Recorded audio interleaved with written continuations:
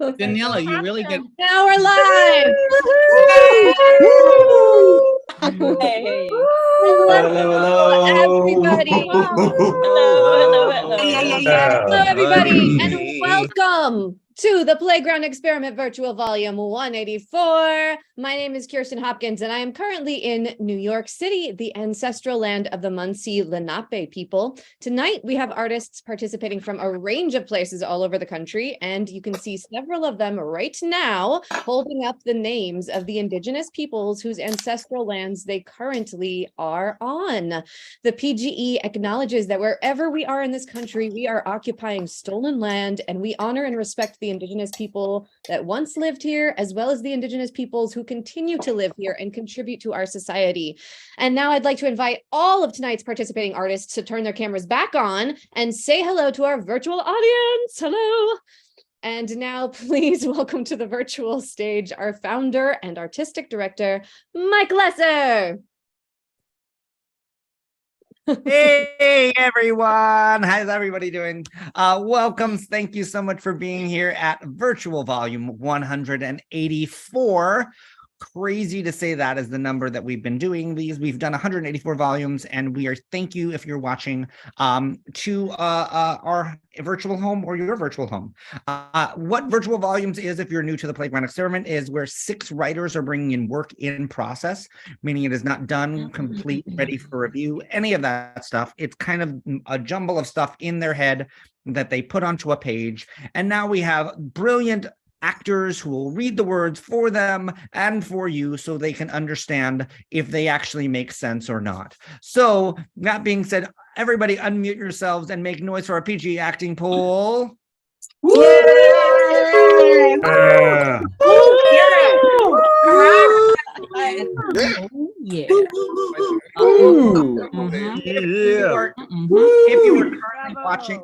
If you are currently watching live and you would like to chat, use the chat feature on YouTube, feel free to use the chat feature. I will be chatting with you throughout the evening to alert people that things are good or things are fun. The writers will look back at this stuff and get feedback from you.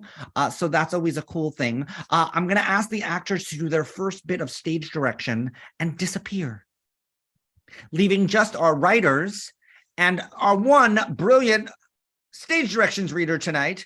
Give it up for Helen, who is reading stage directions for everyone. She is going to have thousands of hats on and maybe a couple of funny glasses.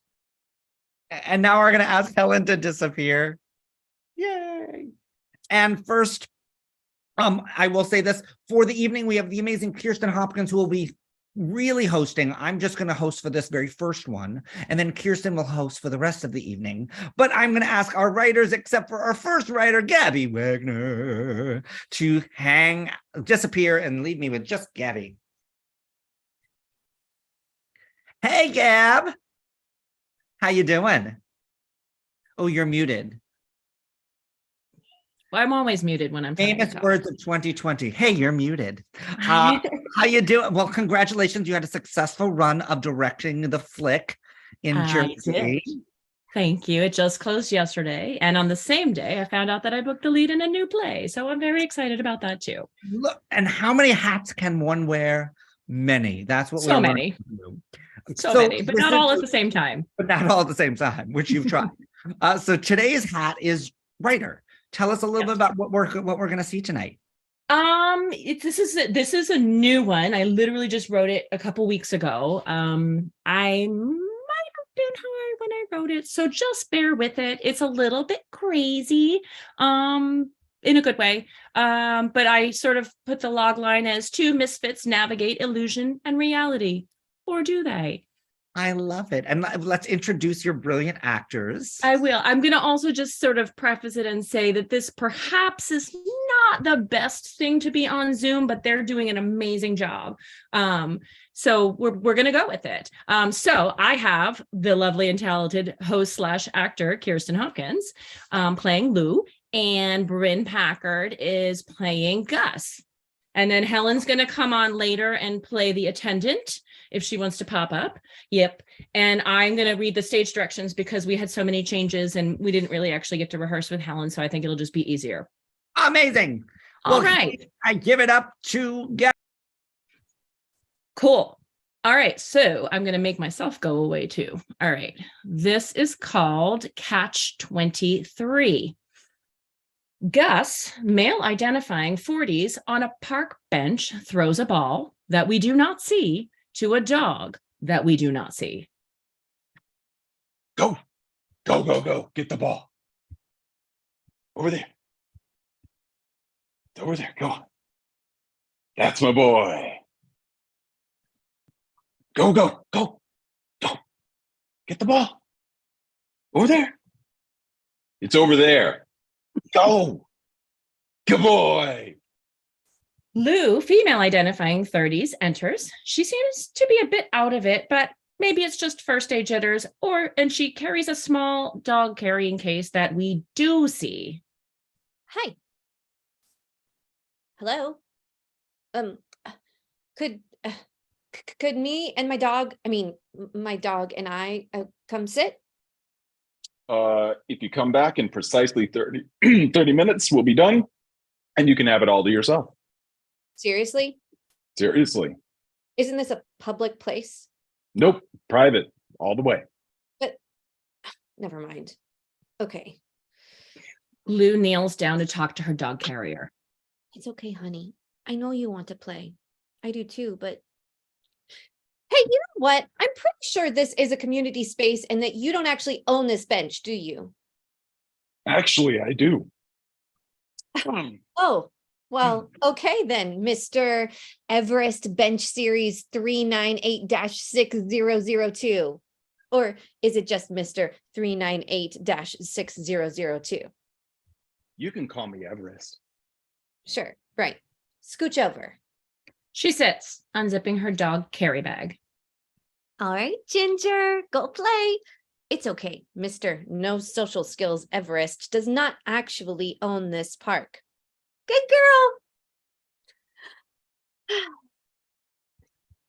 girl. Ginger, huh? Yep, That's Fred. Fred. He's cute.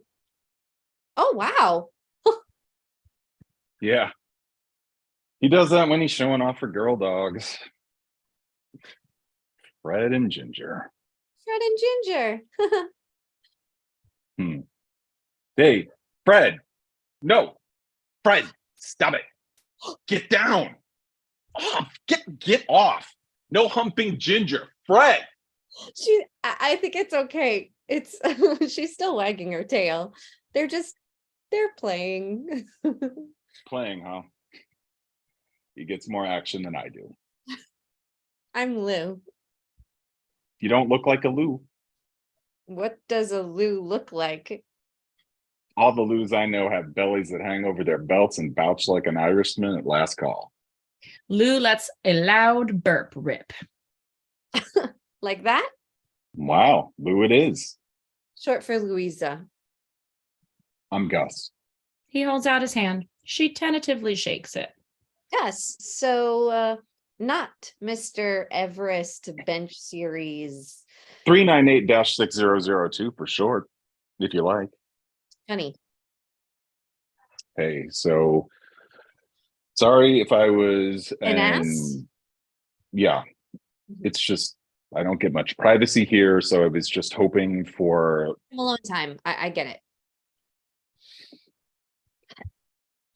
they get along really well.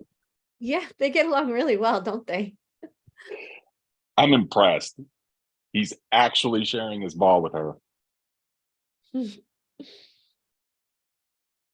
So who made the call? Sorry? Who made the call on you? Who called Made the call. it? I just I have to Ginger, come girl. It's time to Catch. Gus tosses a ball that we do not see at Lou. She doesn't catch it. I don't want to play catch. Ginger! Okay. But can you at least toss me my ball back? She sighs, but picks up the ball and tosses it back to him. Here. Thanks. Catch. Hey, I said Luke catches it this time and whips the ball back at him. catch. He dives to catch it. She laughs. He laughs. It's a moment. They continue to toss the ball back and forth. Hey, have you ever read Catch 22? You mean like the whole I can't get a job without experience, but I need a job in order to get that experience kind of thing? Yeah. A paradoxical situation from which you cannot escape because the only solution is defined by a circumstance inherent in the problem. I never read the book. It's about a pilot from World War II that doesn't want to fly bombing missions anymore, but the only way to get out of flying is to be deemed insane. But in order to be deemed insane, a pilot has to request to be evaluated. But if a pilot requests to be evaluated, then by virtue of this request alone, it demonstrates that he must be sane. So He has to keep flying. he has to keep flying. I'm a pilot. I was a pilot. Like in Commercial airlines, over 20 years. wow, that's so you don't. I don't fly anymore. What do you do? Oh, I'm an artist. Ah, what medium? Painting mostly, but really anything. I just like to create. Gus tosses the ball up really high. Lou has to work harder to be sure to catch it. Do you know what a catch 23 is? She lines herself up under the ball and catches it. What is it? She throws the ball up high. They continue like this. It's the concept that everything in the real world is only an illusion, and it's our illusions that are actually the true reality. But by definition, illusion is a misinterpretation of the facts.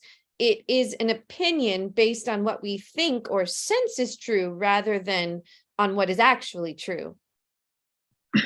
And that's the debate. What is actually true? And is there an empirical truth? Is what's true for you the same as what's true for me? I guess that depends on your own perceptions. Exactly. Do you trust your gut? Do I? Your gut, your own perceptions. Do you trust them? Sometimes I think What did your gut tell you about me when you got here? that you were an antisocial jerk. Uh-huh. See, you're not wrong there. That's how you perceived me in the moment. But then you didn't leave when I told you to.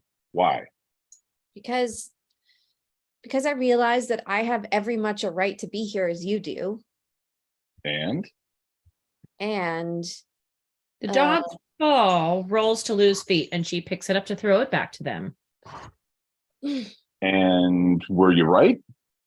yes, Yes, you were. And then then I realized you perceived. I perceived that maybe you weren't exactly a total jerk, but maybe just someone who needed a break from other people. Ding, ding, ding.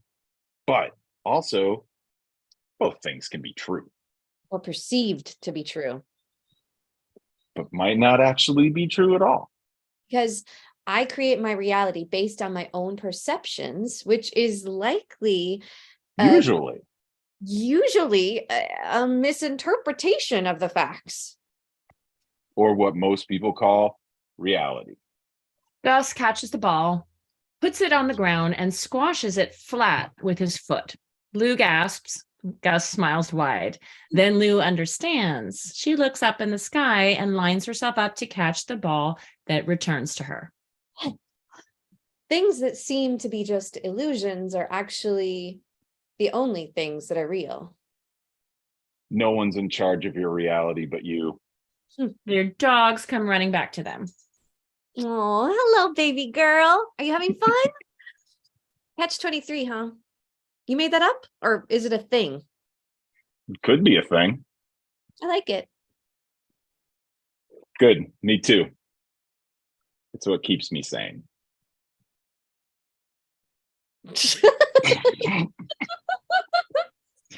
An attendant enters in scrubs or doctor's like uniform, carrying a tray with small pill ramekins on it and 2 cups of water. I see you're settling in nicely, Louisa. Making friends already. I guess so. Yeah, I get it. She won't be here long. Lou looks at him questioning. He winks at her. All right, you two. Bottoms up. They both reach for their pill cups. Well, look at that. We have the same meds. Do we? They toast with their pill cups and swallow them and show their empty mouths. Excuse me. I can bring my dog back to the room with me, right? Oh, Gus, didn't you tell her that this is actually a no pets facility? The attendant walks off. It's okay, Lou. The dogs will be here. Will be right here for us tomorrow afternoon. Right, guys? Aw, Ginger licked me. Lou pats Fred's head. Yeah, she likes to give kisses. Take care of my sweet girl, Fred. You ready? For what? For reality to set in. Lou pulls the pill out of her mouth. Depends on whose reality we're talking about. Gus beams at her like she's the coolest chick in the world. You have to keep flying. I have to keep flying. End of play. Woohoo! Woo! What a twist. Did not see that coming. I love it. I love it. And yes, it definitely, I could understand where the initiating, yeah, what you had mentioned. That makes, it makes sense. Okay. Give it up to these brilliant, give it up to Gabby and the brilliant actors of Kirsten and Bryn. And we're going to bring on the next writer, and I'm going to disappear, and Kirsten is going to take over the hosting duties. And the next writer is the next writer is Daniela Tomei. Come to the virtual stage. And I know, well, you cannot see her really. She doesn't really want to talk before the scene. She wants to talk and introduce her actors afterwards. That's so right. Take it away, actors, I guess, as you guys have planned. Thank you. And now it's time to introduce our behind-the-scenes interns who have been working so hard to keep things moving smoothly, especially in preparation for tonight's volume. And now they will also help get us through this evening. To start, let's bring out Rob. Thank you, Helen. It's a pleasure to be here, though I'm not exactly sure why I am here. You could have had Mike talk more. He's a people person, or really anyone else instead. Oh, you're supposed to introduce Sandra. Then the two of you do some bits. Keep things light, just in case people need a break. Oh, so we're filler then. No, not exactly. I mean, it's also to give you two some screen time. Do your shtick. We have a shtick? Wait, if we're here when everyone else is doing other stuff, we don't get a break. Whose idea was this? Sandra's? Right. Well, I am not a performer, I am a writer. Well, you probably should introduce her then. Alrighty, here goes. Sandra, come out, wherever you are. Where the heck is she? She's obviously logged on, but she chooses this moment to be away from her screen. Sandra, hello? I'm not the greatest at projecting. I've been told that my whole life. Can y'all help me yell her name really loudly? You can unmute for this. Okay, on the count of 3. Ready? 1, 2, 3. Sandra! I'm coming. I'm so sorry. I was in the other room trying to find my Bluetooth speaker. Didn't realize it was our turn. Why do you need a speaker? We're on Zoom. Because I wanted to play a song in one of our bits. You could just play it on your phone and hold the phone up near your laptop. Oh, will that work? Yes, I've been here listening and waiting. I didn't even take a smoke break. Good. Maybe it's time you stopped. Maybe it's time you were on time. Well, listen, I have this perfect song that I wanted to introduce you with. Honey, I've been introduced, and then I've been out here all alone talking to Helen, the voice. Hello. I know, but please give me a shot. Can you disappear for a second? I guess. Thank you. Thank you. I really appreciate it. Basically, I just wanted to say that I've been really bonding with Rob, my gay husband, all week. Oh, Lord. And by bonding, I mean the joy of hanging out with someone who doesn't want to share a bed with you, but yet will not be confused or disturbed by you crying in front of them. Because let's face it, ladies, sometimes sharing a bed with your man can be hard, especially when you get woken up in the middle of the night by their snoring or them getting up to pee or flopping a heavy arm around you. So really, the best solution is a gay husband, best friend. And then at night, we go our separate ways. We can still text each other late or early in the morning, but we don't get upset if they don't write back. After all, they may just be getting laid, though that's kind of hard with our insane internship hours. Anyway, here's my homage, and I'm going to just do it in an a cappella version, to my good friend and gay husband, Rob. Sometimes it's hard to be a woman, giving all your love to just one man. You'll have the bad times and you'll have the good times, doing things that you don't understand. Dun, dun, dun, dun. Stand by. Okay, thank you, Sandra. I'm still singing. Don't come out yet. Yes, folks, that's Sandra singing, always so entertaining. But I don't think we really need to hear more singing. We're here supposed to be giving the audience an enjoyable time, not repelling them. I thought you liked my voice. I never said I don't like it. I am just not sure if others will like it. It's quite unique.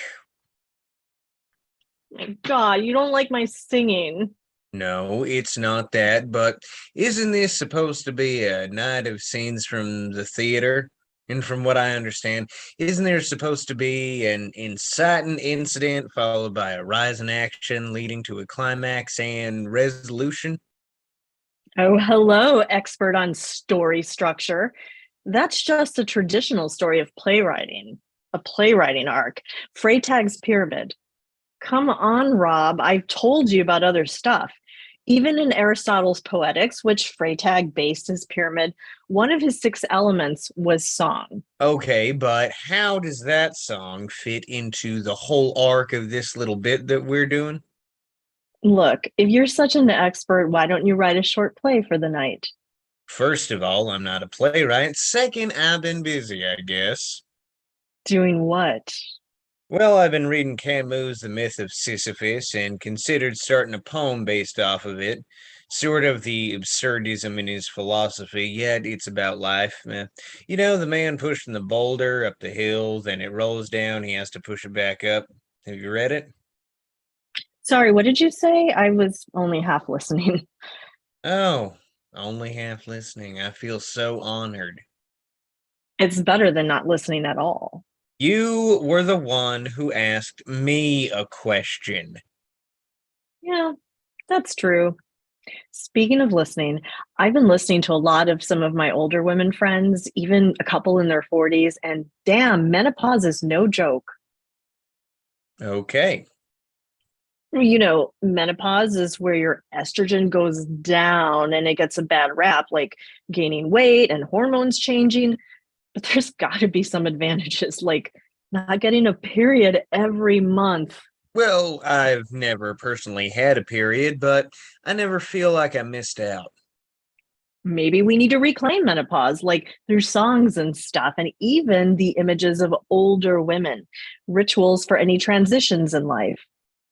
Here's a version of a song where we could honor the hot flashes. Ooh, babe, I'm hot just like an oven. I need some cooling. Dear. When I get overheated, I want to feel the cool breezes.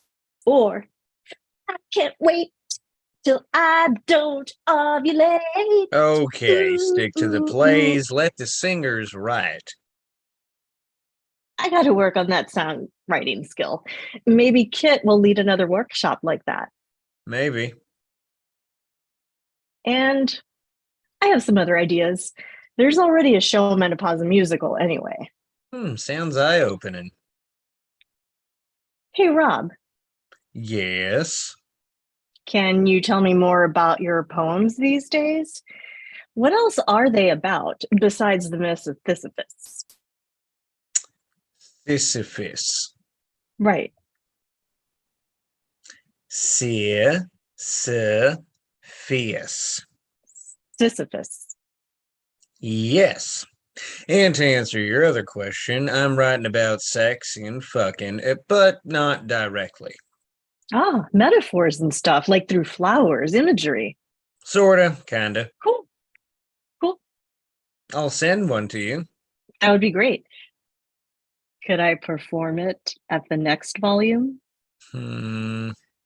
Or I can help you practice projecting and you can read it out loud more comfortably. Anything is possible. Agreed. And by the way, we better wrap this up. Yes, if I'm speaking on screen longer than 7 minutes, I may explode. Oh. Like I said, anything is possible. All right, Rob. I'll text you later. Alrighty then. Thank you all for listening. On to the next thing. I really do need a smoke. And there you have it, folks. Give a round of applause. Go ahead, unmute yourselves, or if you're shy, put it in the chat. And give it up for Sandra and Rob. Yeah. Rob? Rob?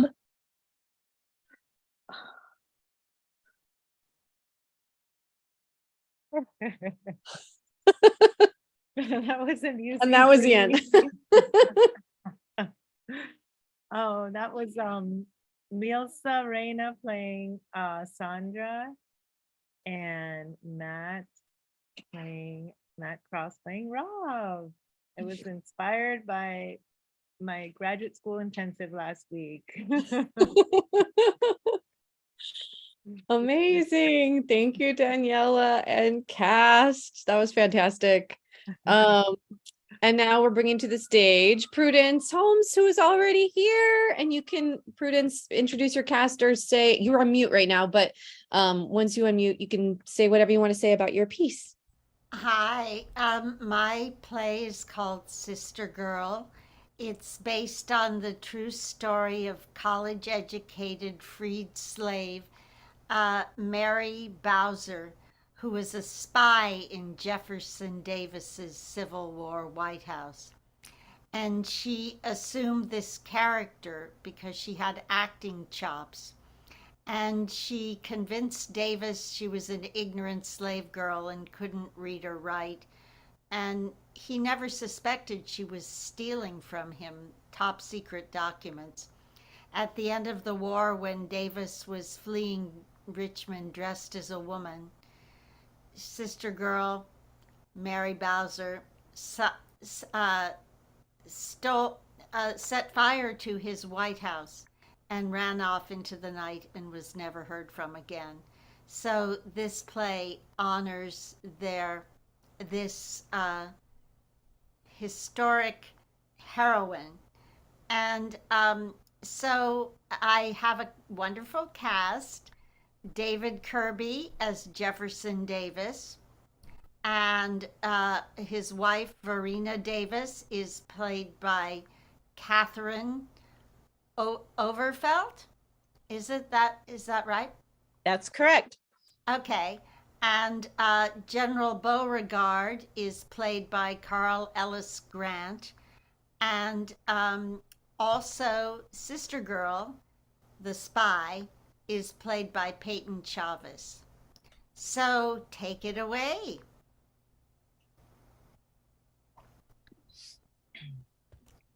I'm not quite sure how this works. Scene 1, the Confederate White House, 1861.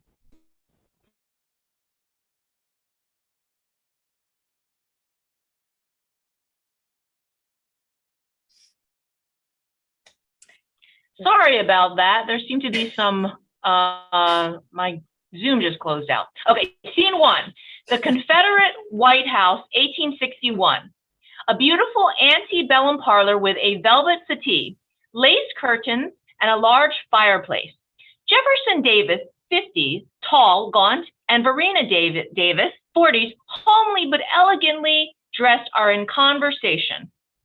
There's not a cannon factory in all of the South, and the North has factories and a fleet. Set your mind at ease, Verena. Our boys have more passion for the cause.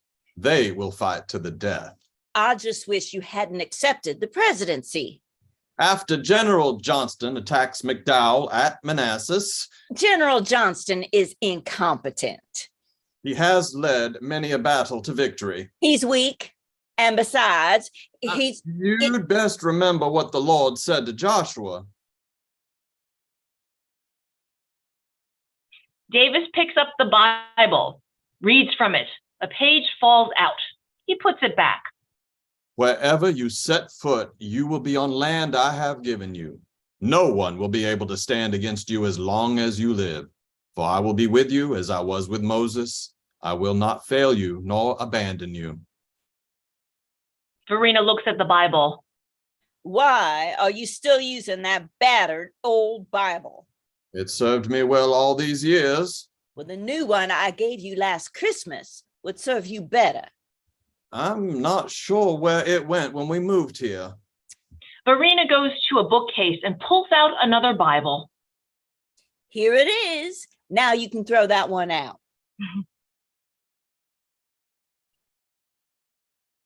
It's because it was Sarah's, isn't it? Well, oh, for heaven's sake, she's been dead for over 25 years. Why do you mind if I keep it? Because you're still in love with your little child bride.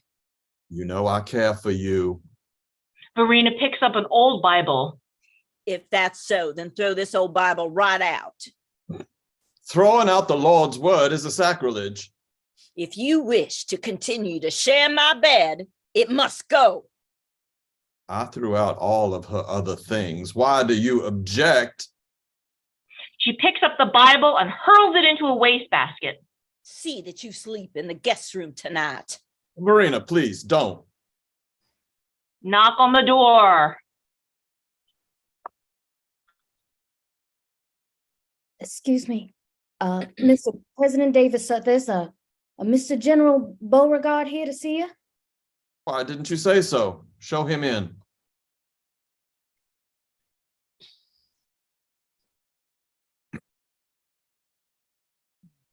Enter Beauregard, 43, Creole, handsome. Good day, Mr. President. Mrs. Davis, you're looking fetching as always. He kisses her hand. Well, thank you, kind sir, for your kind words. She shoots a look at Davis. Davis shakes Beauregard's hand. General Beauregard, congratulations on your victory at Fort Sumter. Thank you, Mr. President. The Richmond Examiner called you Napoleon of the Confederacy. You flatter me, Mrs. Davis. Not at all. You're a national hero. You'll find yourself quite popular with the fairer sex here in Richmond, sir. Actually, I recently remarried, Mr. President. I hadn't heard. Congratulations. Thank you. My little girl needed a mother. Oh, your wife and daughter back in New Orleans? Yes, I live for the day when I can return home. As do I. Yes, my dear Mrs. Davis, your husband and I will do everything in our power to obliterate those Yankee dogs. I admire your fighting spirit, General. And I admire your devotion to the cause. You are so nice to say that, kind sir. Just speaking the truth. And may I also say, you're looking very fetching today. Of course you may. Go on. General Beauregard, we must discuss important matters. Excuse us, my dear.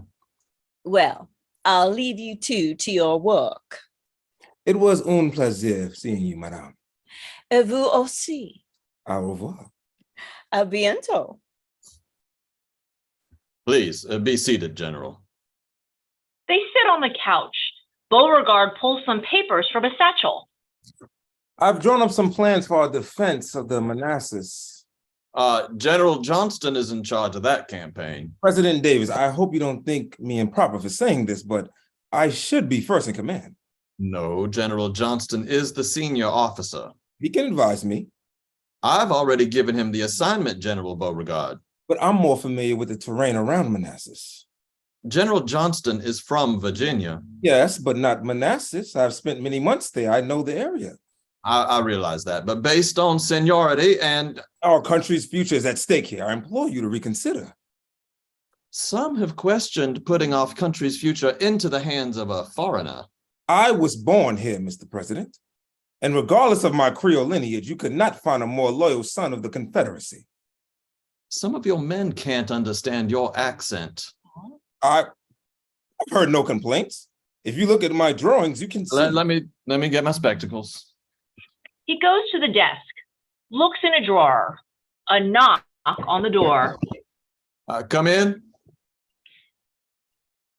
Enter Sister Girl. She's carrying a tray with coffee and pastries. Just set the things down here, Sister Girl. Yes, sir, Mr. President. That will be all. Merci, Jeune Filet. Oh, what's that, Massa?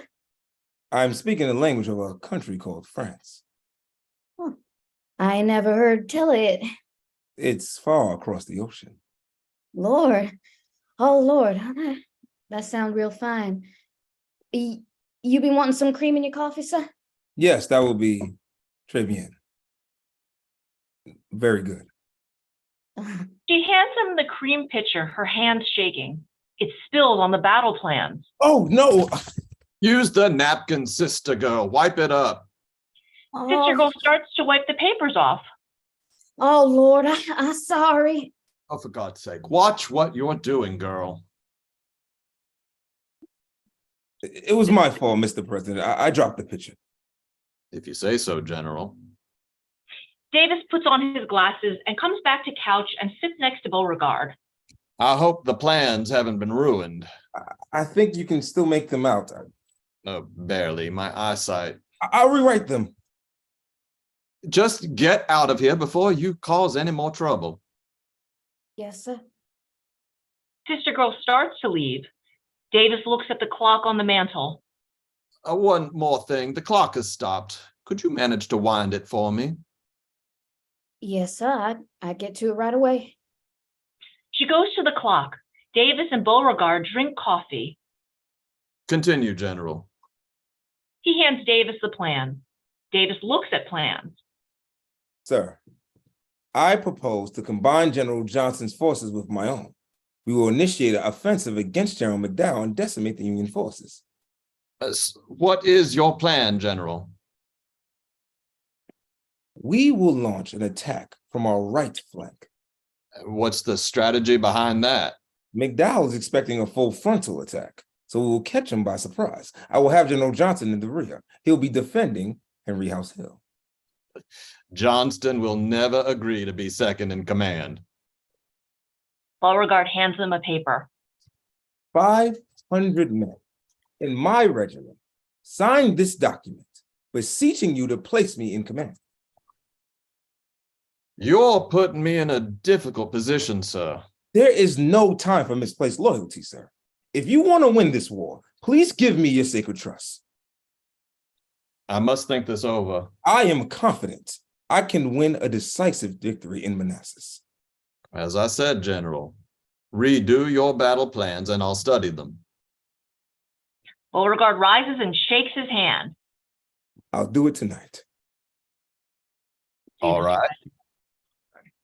Good day, Mr. President. Is there a problem, girl? Oh, I'm sorry, Mr. President Davis, but I don't know how to tell time. Oh, that's all right. I'll have one of the others do it later. Just clean up here. Yes, sir.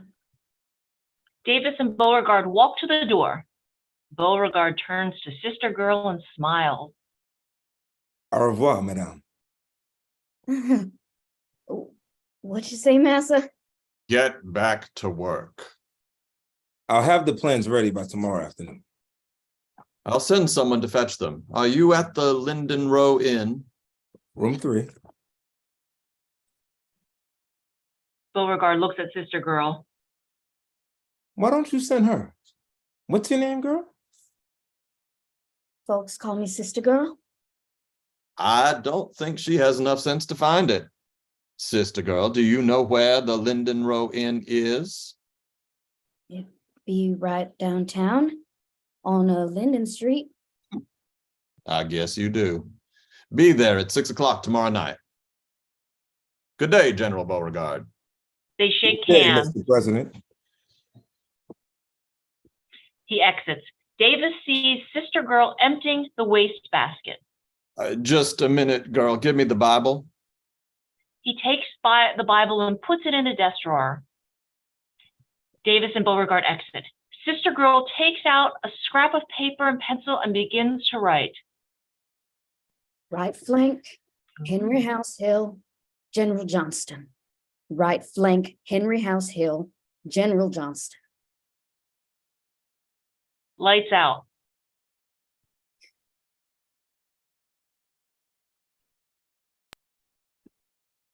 Yay! Come on, everybody, back on to like take a bow. And Prudence, that was wonderful. Thank you, and actors, that was wonderful. Fantastic work, everybody. Great work. Because, I can't start my video because you stopped it. Well, somehow we can bring that back. But I'll try to work on that, Prudence, if Mike is over on YouTube. And meanwhile, everybody come back on. There you go. Everybody who's here, come back on for intermission dance party. We're a little ragged tonight. Great job, everybody. Is there any music, Mike?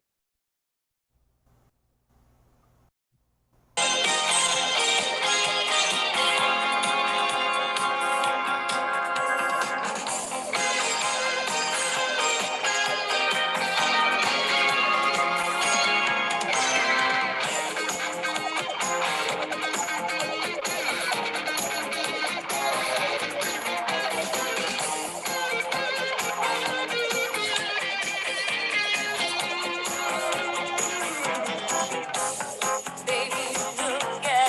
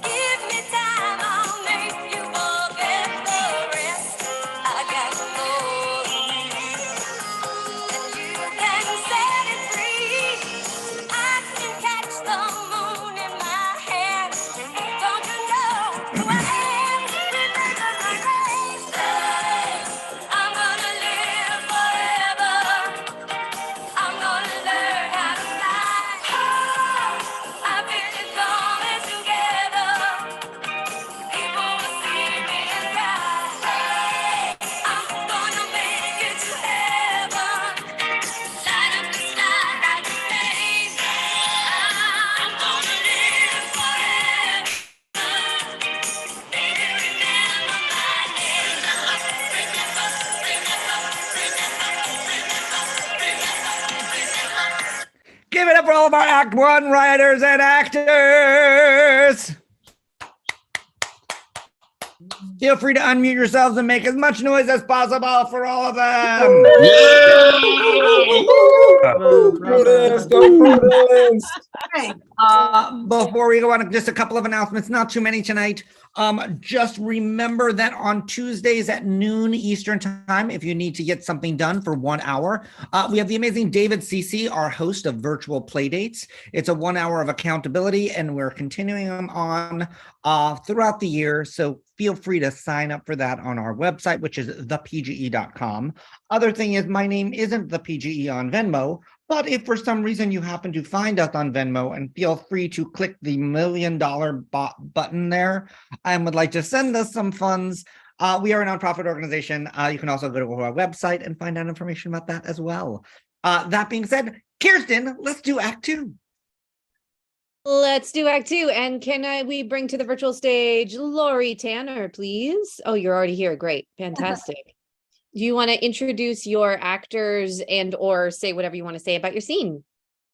Okay, so this is a play called Amelia, the Dark Lady Shakespeare, and it's about an actual person who lived at the time of William Shakespeare, about the same time.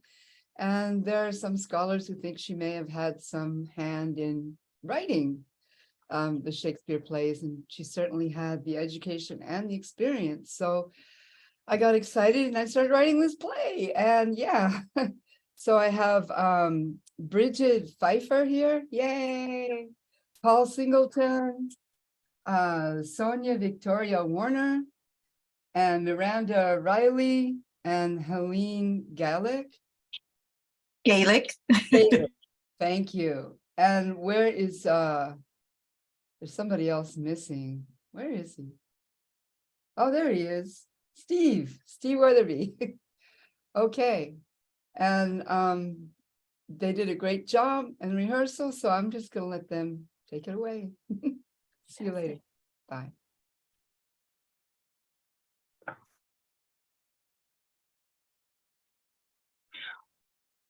Older Amelia is center stage, paper and quill in hand. A pool of light is on her. My mistress's eyes are nothing like the sun.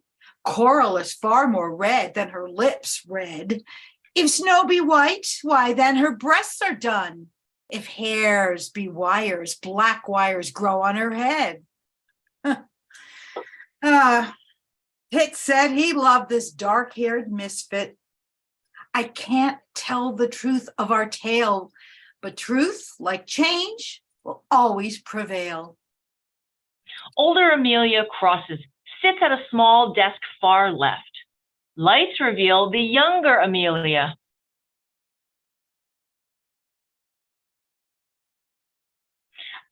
Younger Amelia's on mute. Thank you. My dearest Amelia, I pray this letter finds you well. I urge you to burn it at once after reading. You'll see the reason. In brief, my Robert has half the court to dine and dance this night. You know I can't be seen there. Certain others will relay the news to her immediately. I resolve that there's hope in becoming a young man for the occasion. My brother's clothes fit fine, like fur. Charmingly, they also match your fit figure. Therefore, you have no choice. You must join me, a companion. Come, let his marvelous taste in doublets convince you. You'll feel no remorse. Answer immediately and destroy this. Your Anne. Maria, I feel this game so. An occasion to speak freely, to raise a glass with candor. Of course you agree, I must go. Mistress, the risk is there clearly. If you are found out, the queen will punish you severely. Yet she has taken the greatest of men's roles as the head of our estate and of our souls. She condones our actors who pass as female. Fine, Maria, I'll go. I chafe to set sail. Anne has already sent her kin's clothes as my valet find you suitable men's hose. Mistress, you know well how I love a good jest, but I fear to be revealed in a boy's narrow vest. There's little better than a prank well met, but to be embarrassed in. Maria, don't fret. The freedom alone's well worth the alarm. To be a man, where is the harm? Oh, a chance to be away from my books. lauded and loved for my dark good looks, my dark beauty esteemed, admired. As a woman, my darkness is only reviled. Let's go, come on, I'll meet you again within the hour. Scribbles caught. I may reply attend you in the to tower. Anne's letter. Scribbles a reply to Anne's letter, seals it, and gives it to Maria. If we're caught, I may attend you in the tower. Go ready yourself, Lady Anne waits. Very well, mistress. I'll see you by the gates. At last, a daring night of being a man. I'll escape this ransomed state while I can. Swagger and strut, curse and roar. Tonight I'll be no kept whore. My doublet shall sit on my hips like a charm. A low voice will entice the girl on my arm. Up my hair goes, swept under a hat. My breasts hidden primly like the claws of a cat. Oh, alas, I look the part too well. Maria returns, dressed as a valet. They both don masks. Maria returns, dressed as a valet. They both don masks. Amelia crosses to the other side of the stage. Music is heard along with a recorded conversation and sounds of eating and drinking. Anne approaches. Well, sir, I see you are come to be merry. Welcome. Heaven forbid I should be here alone. I'm home so much, I feel I should atone. The public deserves me, even in disguise. Well said. Don't look, be advised. Here comes a lady. What manner of lady? Why, of womankind, fair, lovely, with a gown to die for. Oh, shh, shh. She approaches. Tell me no more. Oh no, young sirs. Why'd you stand apart? Night's mysteries led by music. Soon it'll start. I pray to know you, as I'm being so bold. No matter I will before the night is old. Lady, beg pardon. Had I known that in this room there was one so alive in the fullness of bloom, I would have surrendered to the evening's allure, and my cousin's company made haste to abjure. Well, the horns have struck their first notes. I won't sit. Let's see if your steps are a match for your wit. She wants you to ask her to dance. Go to, I've seen. You know how to prance. But always the maid's part. I don't know how to lead. No help for it. I pray you succeed. Thus I am deserted in the hour of most need. My revenge I'll find, and take heed. Well, mistress, shall we take over to the floor? I would have left if I had to wait more. Amelia bows. Kate curtsies. They join two other couples in a gavotte. Kate gazes at Amelia, who averts her eyes. After the dance, Amelia bows deeply and is about to move away. Good sir, don't abandon me. The next is a galliard, I see. Your feet were like water before we stopped. But I want to see if you can truly hop. Mistress, this I will do, but this and no more. I have a wound from battle and my leg is sore. They dance the galliard, and during the dance, another dancer, Marlowe, gazes discreetly but intently at Amelia. When it is over, he draws her aside. Pardon, mistress, I have some urgency with your squire. I promise to return him. 'Tis a matter most dire. I don't know if to thank or be afraid. I know you as well as I know that maid. Never fear, I intend you nothing amiss. I felt you unwilling, but she wanted a kiss. We're as yet unknown to each other. My name's Marlowe. You, fair brother? Sir Justin. You may call me Sir Justin. A knight. Pardon, I go beyond my rank. No, I'm destitute since my father's ship sank. Perhaps some wine over your tale of woe? Come, sir, recount it. I must know. Sir, there's not so much to tell, just that father's rescue from the gates of hell ensured me of a parent. You must come with me at once, away. What pressing matters could give you such dismay that without preamble you break off our discourse? I pray you, come, else we'll be filled with remorse. Okay. Farewell, then, sir, but I hope not. Adieu. No, we've much more to speak of, we two. Anne pulls Amelia out of earshot. First, you made gallant, and a maid drew you on. Now you slant your eyes at one who will do you wrong. What do you mean? Pray you, speak clearly. I don't know his name, but his eyes hold me dearly. He's Kit Marlowe, who wields a dark pen. He's dally with damsels, but much favors men. Do you count him among your friends? I know men such as he have bad ends. Beware his eyes and all that they've seen. They're in the service of spying for the queen. A spy, a lover of men, yet sure his eyes were on me. Look in the mirror. Are you now what you've seen? Oh, I forgot. My head reels a drunken stream. A footman enters, looking slightly flustered. Enter Queen Elizabeth, flanked by ladies in waiting. She takes a seat upstage.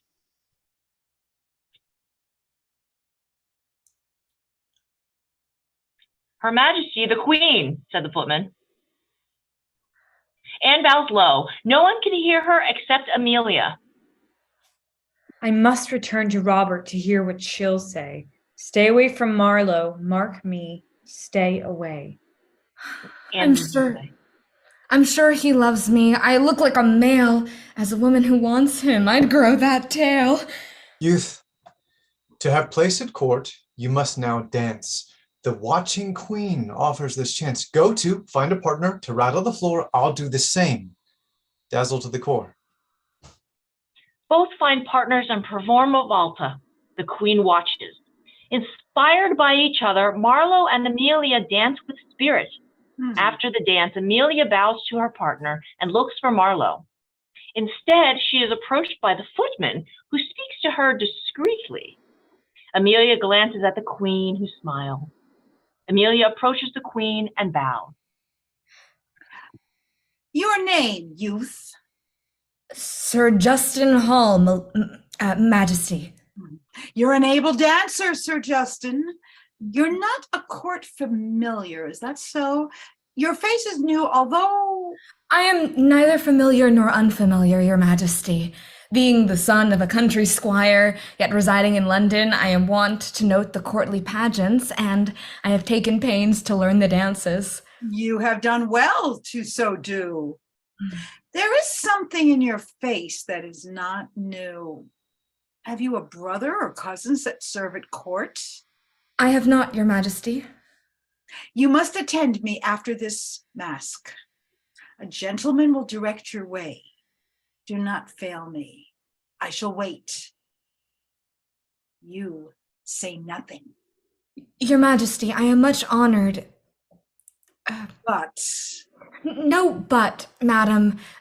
My father is ill and requires my presence nightly. Your father shall be attended to. Send his whereabouts by the same gentleman. I thank you, my queen. Go now. We shall meet anon. Amelia bows and moves away. Marlowe meets her. What, youth? You seem quite shaken. But the queen praised you. Am I mistaken? Yes. Well, no. She praised me. Why the long face? Many a gentleman would take your place. She asked me to visit her, but I must not go. She knows not what I am, must never know. Boy, there's no shame in loving a cock. There is when your head's resting on the block. Imprisonment and torture, perhaps, not death. Why not deceive her to save your breath? Allow her to lull in your careful attention of your proclivities. No need of mention.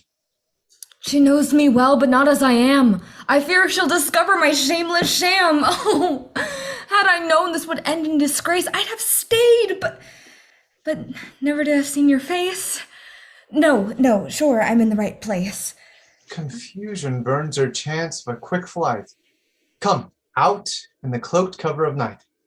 Oh, but my lady, my valet is in this room. I cannot leave him to confront his doom. Full speed, the queen's man's head's here. Take heed, hold your freedom dear. They exit. The Queen's man looks for them, as does Anne and Maria. The three bump into each other, bow, and keep moving, exiting severally. Lights up on older Amelia. Ah, had I but known that time was dancing out my last years at court, I might have stayed. But youth in her reckless golden days never sees the twisting storm speeding her towards new battles. Scene 2. Music. Teen Amelia plays the recorder, accompanied by percussion, recorded or live. The other women in the cast dance. Perhaps also Amelia dances. The dance should convey a sense of excited learning, women exchanging space with each other. The crescendo of the movement is interrupted when one of them, Susan, breaks off. She sits primly on an elevated bench, indicates that teen Amelia should sit below her. My dear, you play so prettily. You match the drumbeat wittily. Thank my cousins, whose courtly renown depends on how well their pipes are blown. I'll quiz you now in Christine de Pizan, philosophy, station of life, lifespan. Born in Italy's great Venice, de Pizan moved to France, where her father invested in the stars. Served the king as astrologer, her happiness marred by her father's death, she began to write as freely as most draw breath. 'Twas well, for her family was in dire need. De Pizan of politics took such great heed that, while her allegories never failed to amuse, her governance treatise great nobles did peruse. Excellently retold. And of her works, which in your opinion is most bold? The Book of the City of Ladies. Men writers scoff at slandered females, call them flightly off. Christine then builds a city of a book, a sanctuary for us, a safely kept nook, a place to learn and develop new skills, to temper our mettle, astuteness and wills. Invites women from antiquity and from her day. Their dialogues are true. Yes, good Amelia. Can you supply a quote? Certainly. This one I know by rote. My lady, I can clearly see that much good had been brought into the world by women. Even if some wicked women have done evil things, it still seems to me that this is far outweighed by all the good. And of men opposed to girls' education, pray, what does our Christine in this regard say? Insisting their arguments aren't based on reason when they label women's learning sex-based treason. Discipline in books doesn't lead to corruption. Educated females will cause interruption in our staid acceptance of male instruction. Your diligent studies show that you need a match to a man, not only an excellent catch, but who'll further your learning as you progress, from a simple pinafore to a woman's full dress. But to live in the city of ladies. You may as well wish to live in Hades. A metaphor for our personal dealings. Try to temper with wisdom our feelings, but I see you jest. Good, that's for the best. Mistress Susan, a question has been burning in my mind even through all this learning. May I ask? By all means, ask away. Do you intend, once married, in England to stay? I think not. We will likely live in France. Am I to live with you, perchance? Well, Amelia, you see my new husband-to-be. He desires his own progeny. Oh, don't fret. Your future's guaranteed. We'll find a man worthy in thought, action, deed. You must yourself marry. Before long, pray, don't tarry. But England's the place to look for a groom. Peregrine Birdie enters, striding, stops suddenly. Do I detect a note of grey gloom? Not at all. I quizzed Amelia on de Pizan. She reviewed it beautifully. Good, good. Amelia, listen dutifully. You are to accompany me on Lord Hunston's quest to Denmark. As ambassador to Elsinore, he is to present the Danish king with the Order of the Garter. There. Now you seem excited. Off to a good start. Oh, Lord Perry, when do we depart? A week from hence. From Southampton we sail. Pack your loveliest dresses, but do not fail to bring warm wraps. Denmark is damp and chill. Oh, yes, Lord Perry, indeed I will. It's safe? The storms in this season are fearsome. No man delays the Queen's express commands. Hunston selects only the best of hands.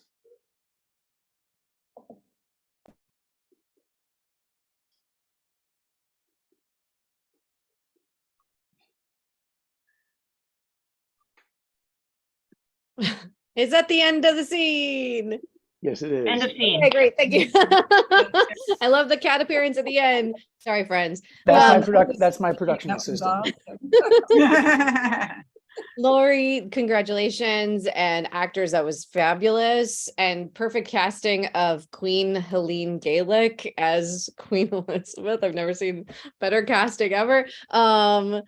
And I've noticed a theme. It's so funny. Nilsson mentioned in the chat how like varied the like tone and genres have been this evening, and how that reflects like the amazingness of PGE, which I agree, and how deep the talent is at PGE. But I also noticed like the first two scenes were about like were two-handers like with about little misfit kind of people, and then the second two scenes are about strong historical like women, fictionalized but real women that these last two scenes were based on. So let's see if the last two scenes of the evening are going to have some theme in common with each other. And let's bring to the virtual stage, please, Niall E.M. Ridgely. Want to thank the actors. Thank you so much. That was awesome. Niall, welcome. Do you want to introduce your actors? Tell us anything about your scene. Give us anything beforehand. Yeah, I'll be quick. This is an exciting and a little new play I'm gonna write. I kind of wanted to write something that was like Squid Game meets like modern American politics. So I thought the perfect place to just throw a lot of people in one room, and you guys will see the premise pretty quick off the bat. I'll give a quick trigger warning for some pretty abrasive language to come, but it's going to be great. Sadly, one of our actors had to go, so you're going to have to make do with me for one of the parts. But other than that, we have as Gemma, the great Emily Cortez, as Bree, Marla Reimer, as Zoe, we have Natalia Roney, as Maddie, we have Kelsey Baker. As Jack, we have Gil Torres and Helen Hunt on stage directions. I think it'll be pretty self-explanatory and pretty fun. So it goes quick, and I'm excited to be here. Thanks for having me. Great.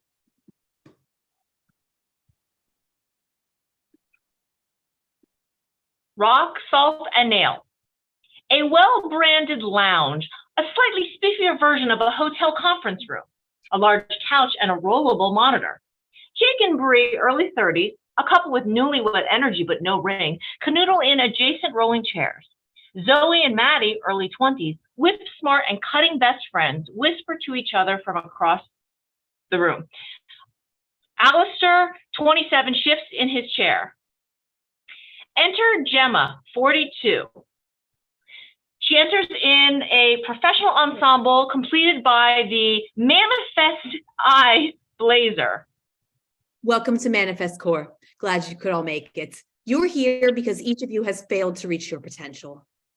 Excuse me? However, do not worry, this is not your fault. You are as you were made. This experiment will determine who amongst you are worthy of a second chance, if any. This better be worth the money. We're still getting paid, right? It better be. Yeah, what she said. Off school sheer vibe. Whoa, easy. Leave Buddy alone. Don't talk over her, guy. If I could have your attention. Don't talk to my boyfriend. Let's listen. There's the boyfriend card already. We're not impressed, bitch. Hey, now watch your mouth. Come on, take it easy, you two. Back off. I got this, buddy. If I could have your attention for just a minute. I'll finish reading the parameters here, then we can get this moving. Good by me. What kind of research is this? Putting us here with these teenagers? Unprofessional. We're not stuck here with you. You're stuck here with us. And we're 24, bitch. Hey, now. This is insane. What are we testing? How long it takes before the average American strangles the person across from him? Whoa. I don't feel safe. We're gonna leave, I think. Stop. Can we just hear her out? Thank you, Alistair. Fuck up. What a name. What kind of name is Al? Fine, talk. Hail, culprit lady. Okay, and let me remind you, I'm just the proctor. That's what they're calling it these days. The point is, I'm just reading off this paper. That's my job. So where was I? This experiment will determine who amongst you is worthy of a second chance. You have each been invited here under the pretense that you would be given a specific reward. This will not be happening. Wait. Hold up. Instead, if you could succeed, you will receive a much greater reward, both goods-wise and psychologically. Slow down, like seriously? Let her finish. And here is I the want to hear crucial this. bit. And here's the crucial bit, the prompt, if you will. You are not who you think you are.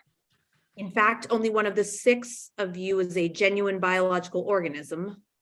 What the fuck does that? That is some twisted shit. How the? Forget it. Come on, hun. The rest of you are artificial intelligence entities, carefully implanted in the brains of coma patients in a groundbreaking manifest.ai procedure. You will not age like humans. You will remain at your current mental acuity for the rest of your potentially limitless existence. Your memories were constructed by teams of writers. This is so not okay. This is going on my socials. I think they're just like trying to get a rise out of us. No, I knew it. What? Jack is trying the door. The handle waggles uselessly. Hey, lady, can you buzz us out? Your task is simple. Find the one real organic human of the 6 of you. Yes, you're counting right, Gemma. That includes you. Wait. Okay, now I'm interested. Damn, that's brutal, miss. Lady, or to lady. Gemma, you said you're Gemma? He wouldn't. Miss, hello. Hey, you're okay. You've done this like 1,000 times, right? She lightly taps Gemma's shoulder in an attempt at comforting. It's make-believe, right? Here, let me see this. Maddie reaches for the paper, gently pulling it from Gemma's twitching fingers. Maddie turns, reading silently to herself. Gemma snacks back, frantic. It can't. He wouldn't. She heads for the door, fumbling with a card pass on her keyring. Great. Gemma tries the key. The reader flashes red. Beeps. Not me. I haven't. She tries again. It beeps. Negative again. Are we stuck in here? This is criminal. Someone call the cops. Alistair is ambled up by Maddie, eyeing the paper. Gemma runs to one of the windows, banging on it. Buzz off, budget Kurt Cobain? Let me out. This is a mistake, Andy. Andy, call HQ. Why don't you just call the cops? Why don't you? Look at me. You know I don't play with cops. Fine, I'll do everything, per usual. Redials, then is puzzled. I'm supposed to go on vacation next week. Get Kenneth, Andy. He'll tell you this is a mistake. I'm not getting any service. Shit. The conference room is a dead zone. I hope you can learn to enjoy each other's company. She looks up dazed at Bree, and right as she does, Alistair snatches the paper, heads for a corner. Maddie swipes for the paper, missing. Damn it! As Alistair tries to make it past Zoe, she launches into him, a flurry of blows, but he is much bigger than her, and he tries to keep her at bay with his off arm, trying to read the paper as he moves. I gave this place everything. My youth, my childbearing years. Bastards, you dogs. She throws herself at one of the cheerful windows, projections masking two-way mirrors. Oh, she is not taking this well. Zoe and Maddie are laying into Alistair like howler monkeys as he tries to read. Okay, Al, let go. Mike. I think we're in serious shit here, babe. I'll give up my retirement. I swear I won't say a word. I never said a word. Let go. Give it back to her. Get off! Get off! Alistair stands, slamming his head into the bottom of Zoe's. Ah! Jack heads towards the scuffle, pointing Bree towards Gemma. Okay, break it up. Babe, don't let her hurt herself. Stop! Just get out of the way! Hey! Calm down. Now. Just get back. Let go of my hair! Let go of my hair and I'll... Now! She yanks at his hair. Stop! Infuriated, he flails, but she's right behind him. He takes a breath and eats the paper. What are you doing? He's eating it. He's stupid. Stupid asshole. I have kids. Just please listen before. Just make sure my kids let me out. Shut up. Just shut up. You, stop crying. You're freaking everyone out. You, your friend is fine. Back off. You, other girl, let go of his hair. Jack, let her go. Jack releases Zoe, who runs to Maddie as Alistair scrambles for the corner. Hun. I got it, babe. She approaches Jack, who is backed into the corner, almost feral. You shouldn't take things that aren't yours. Spit it out. Spit it out.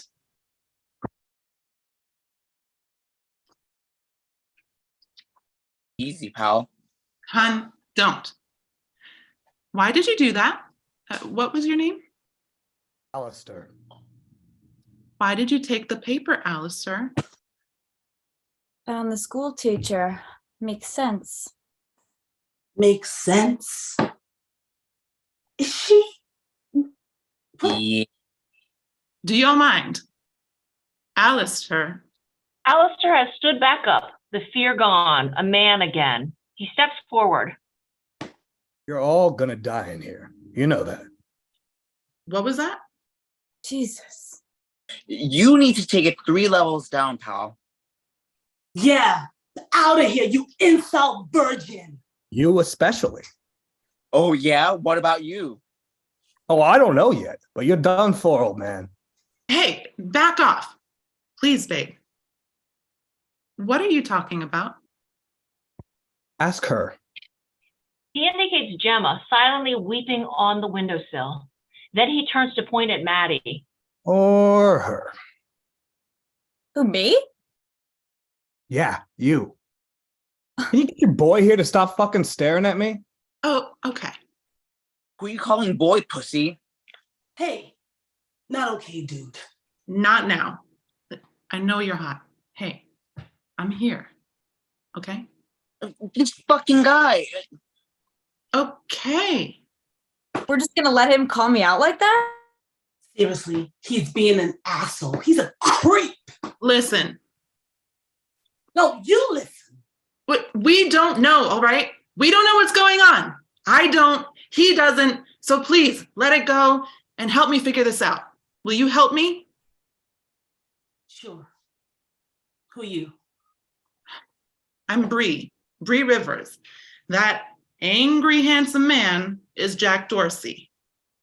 Zoe Elledge. I'm Maddie.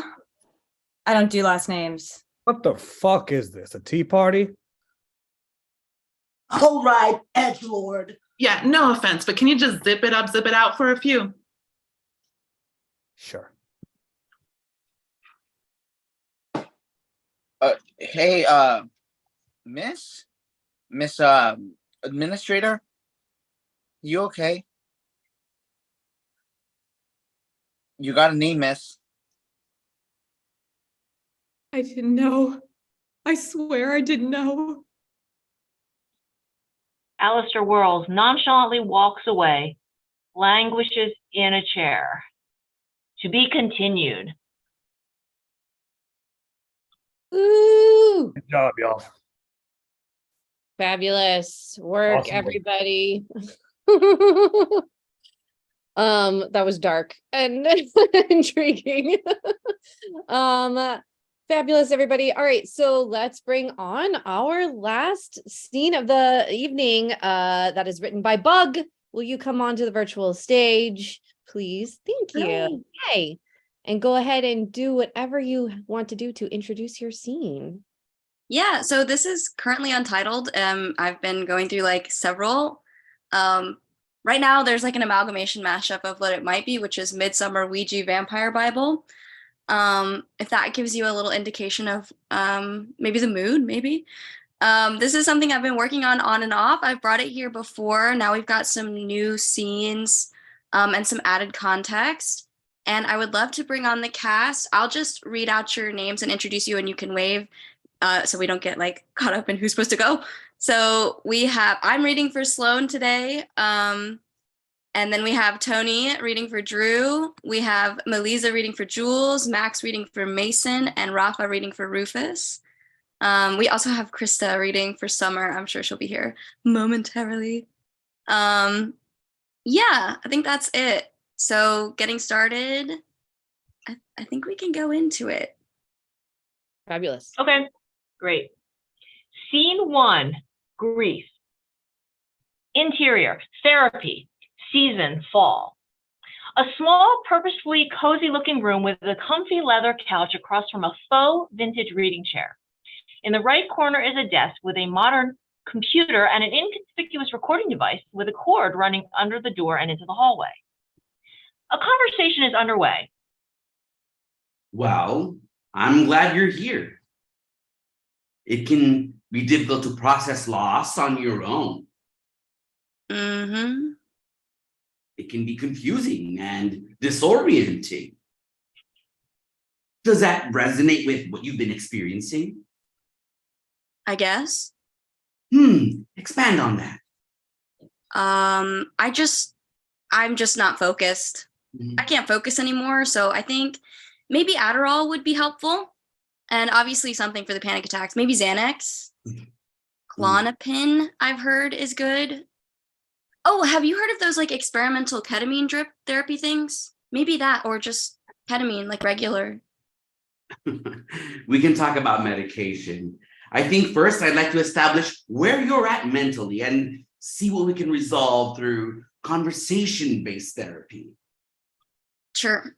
Okay. Yeah, It can be sure. very helpful to deal with these feelings verbally so that you can really understand what may be sending you into these states of heightened emotion. You've recently experienced trauma. Do you agree with that? I didn't know. I mean, yeah, but I'm fine. I mean, I'm alive, right? So, like, why can't I just... Trauma is trauma. When people we know pass away, naturally, there is a process of grief. Are there any big feelings that come up when we discuss this loss? Yeah, I don't know. I feel guilty. Like it's crushing me. Guilty. And what are you feeling guilty about? Well, I'm sad that people died. Of course. And I feel like lame for not being with them. And these people, they were your friends? Well, no, just people in my class. What about Summer? Summer?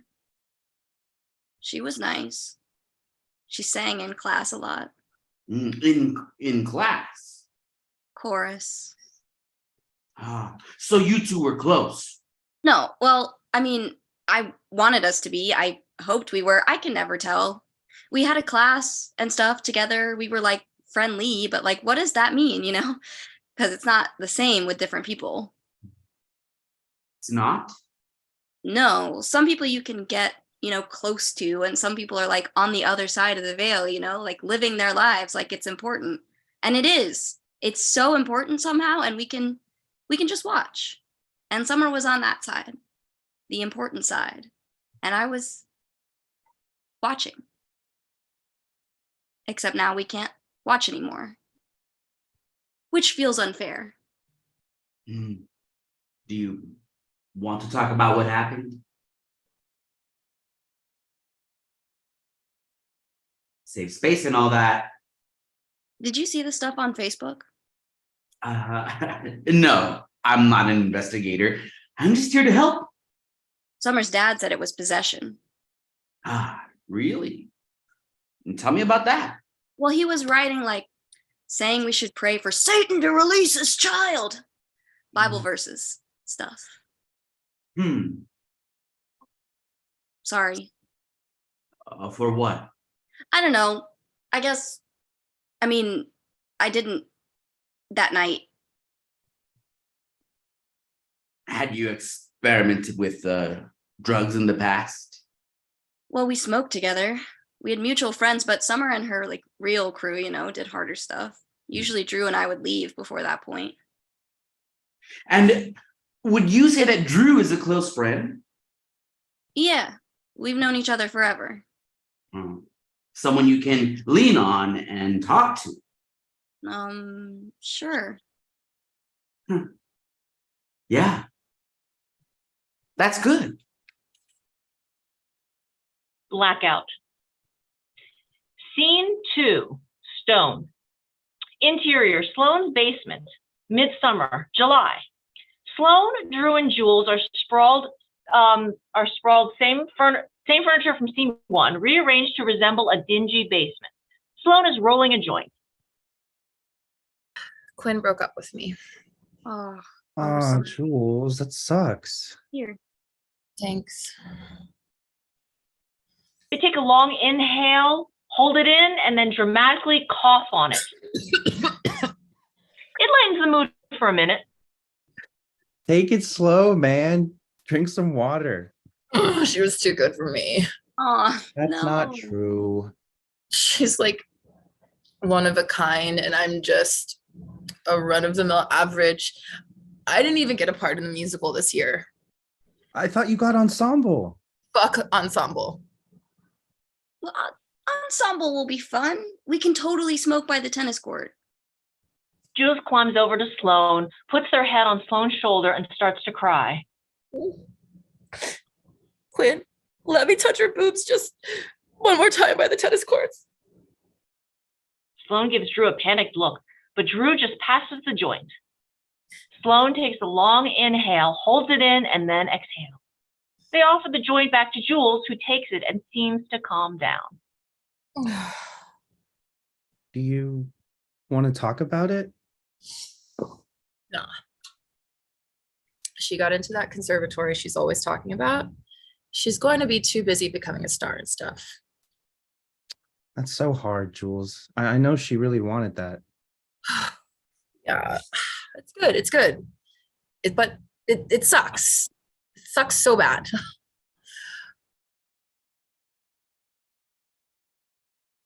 What do you want to do, Jules? I want to be a house husband. Oh, You yeah. want to stay home and take care of kids? Who said anything about kids?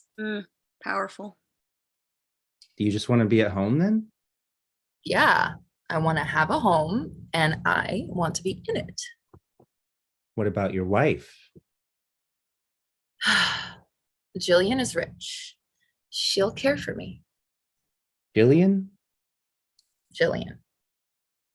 Anderson. Drew. Oh. Jillian Anderson. Yeah, okay. I support this. Good. Thank you for your support. Okay, so what do you want to do, Sloane? I want to. That's okay. Take your time. Pass. Oh, come on. It can be anything. No pressure. You can pass if you want to. Yeah. Yeah, you go. Well, I don't want to go to space. Oh, yeah?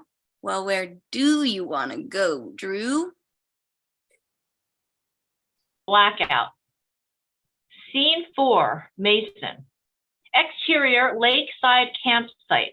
Another flashback. A fire pit is burning down to embers and beer cans, and bottles are littered around along with cigarette butts. Summer is lit, strumming her guitar lazily. The rest of the shadowed until Oh, now play Wonderwall. Ah.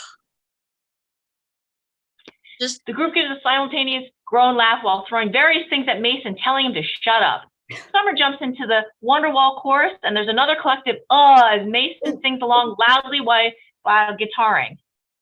Because maybe you're gonna be the one that saves me. And after all, you're my Wonderwall.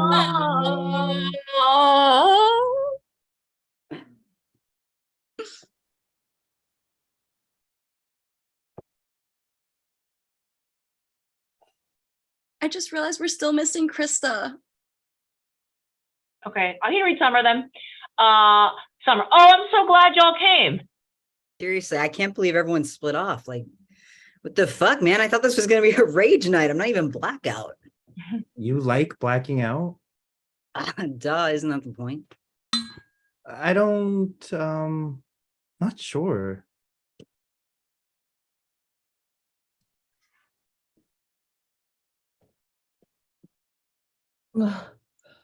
I'm blackout. Yeah. Yeah, Jules. Drew gives Jules a gentle pat and nudges the water bottle. Jules still has grasp. Jules gives a grunt and takes a sip, spilling most of it on himself while attempting to sip laying down. Good job. You're doing good. Well, how does alcohol do this, man? Like, imagine if juice fucked you up like this. Mm-hmm. So true. Good night. Yeah. Drew takes off his jacket and gives it to Jules to use as a pillow. Y'all are so nice, man. I thought y'all were gonna be total dicks. You thought we were dicks? Yeah, but like in a bad way. There's a good way? Like I thought y'all would be like, all, are you assuming my gender? Dude. You know what I mean? You should probably turn her on her side. What? If they throw up, they could choke. You know, you're supposed to make sure they're on their side. Are they okay? Oh my God, it's fine. What, do you have a crush or something? No. Okay. Do you? What? No. Jules is gay. They'd never. Oh my God, Drew. You like Jules? No, I was kidding. Aw, Drew. I don't. Sure, Jan. What's that? It's a meme, from the Brady Bunch. What is that? I do not. You've never have a heard of the crush Brady on Bunch? Jules. Shut up. I'm dreaming.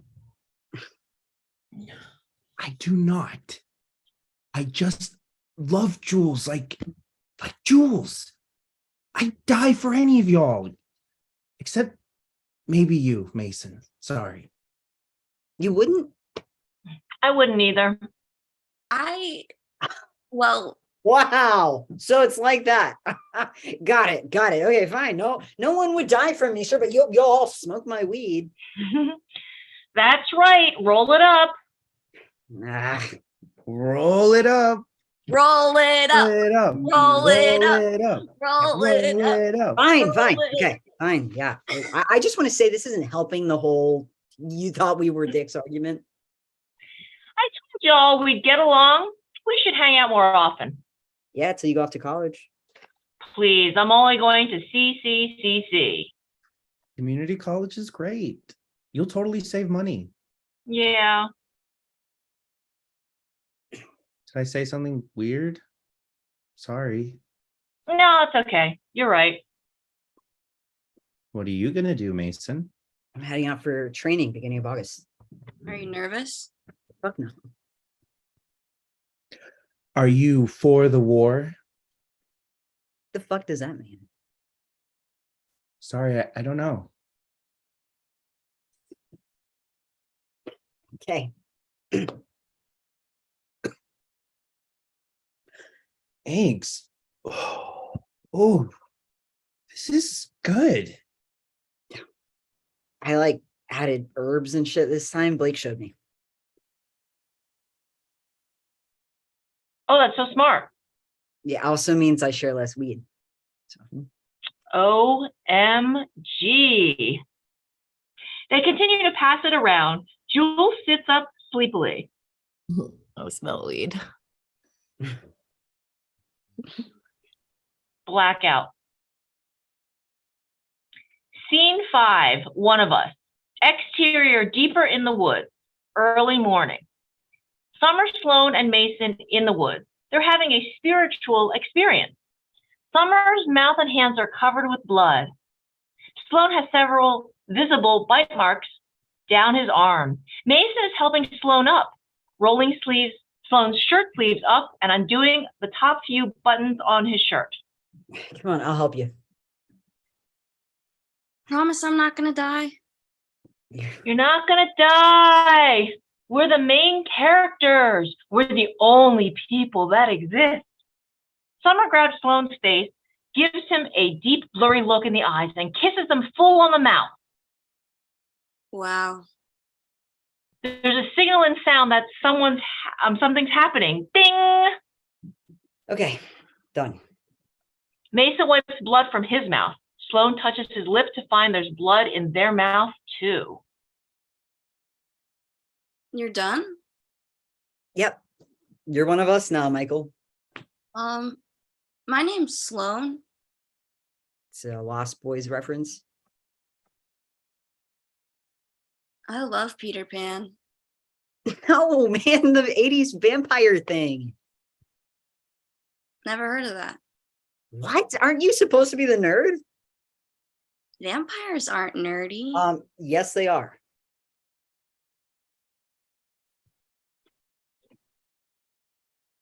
Oh, I'd totally be a vampire. Like, yes, Tom Cruise, absolutely add me to your gay vampire family. Oh, that's a different movie. Tom Cruise is a Scientologist. I could fix him.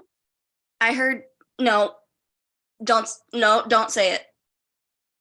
I heard he fucked a fish. Stop!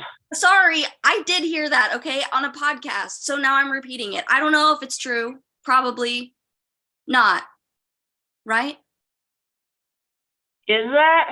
I don't know. Is that like a total deal breaker? Sloan and Mason roll their eyes at each other. There's a simultaneous slump where each character falls from sitting into a laying position, looking up at the sky. Sloan is leaning on Mason. I love you guys. Your hair is so soft. Thank you. Oh, you guys look so cute right now. Summer takes out her phone and snaps a picture of them, still laying down. You look cute. Smooth. Thank you. Summer crawls over to the two of them and lays her head on Sloan's stomach. There is a moment of peace. Mason laughs a little bit, and when it jiggles Sloan, the laugh passes down the chain. This is nice. Right. Like, why can't we always feel good? My body feels like it's like, thank you, thank you. I feel like gravity, but it's good. It's also kind of heavy, but nice. Yeah, it fixes gravity, I think. That's nice. Fuck Sir Newton. I would. Really? I'm not for the war, I think. Wow. But I like shooting things. People? I mean, maybe. That's fucked up. Yeah, well, why? People were shooting people everywhere. Yeah, my dad shot people. Don't talk about that. Sorry. Are you nervous? Yeah. Is your dad a Republican? Sloan, He's dead. they didn't know. It's okay. I feel good. Feels okay. Man, I'm so sorry. Okay. Fuck. Death, man. Yeah, what the fuck is that even about? Like, I was an atheist until my rabbit died. But thinking about, like, not ever being able to see her again, that's devastating, right? So now I'm, like, spiritual. Like, fuck all the rules and shit. But I know there's something fucking with us. She's a bitch. But also, you think I love her? Like, what a badass running the entire universe. I want to be like that. Like, y'all, like, what if we die, we realize we're all just the same thing and we are God? Like, I'm you, and like everyone, like even Drew Barrymore. She's incredible. I love her. I love you. Oh, Love sorry. you. Mason wraps his arms around Sloan. Blackout.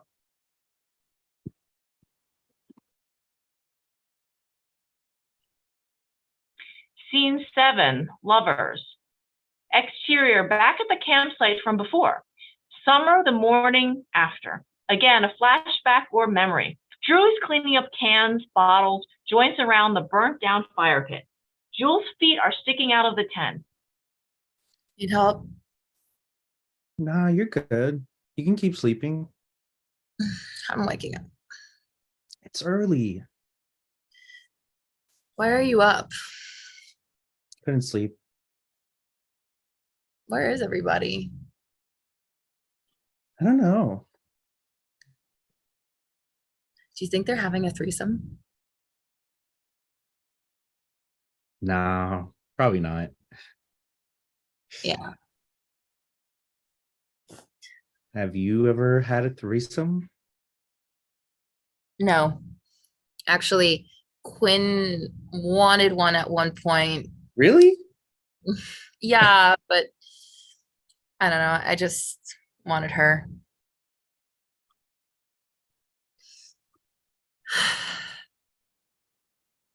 Think we'll love people more when we're older, or do you think like these feelings dim over time because they're like hormone induced? I can't imagine loving anyone more than Quinn. Oh, fuck. Oh, Jules.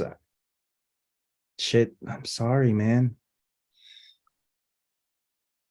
No, it's definitely totally gonna be okay. Think about Jillian. Yeah, that's helping. Good. Sorry, I'm so beautiful and stunning. It's gonna be fine, obviously. Obviously. I'm fine. I just really like want to be there when she gets big. You will be. It might not be the same, but she'll have to thank you at the Oscars, obviously. Oscars? Oscars. Yeah. Yeah. I love you too, you know. I know. You get it, don't you? Yeah. It's perfect.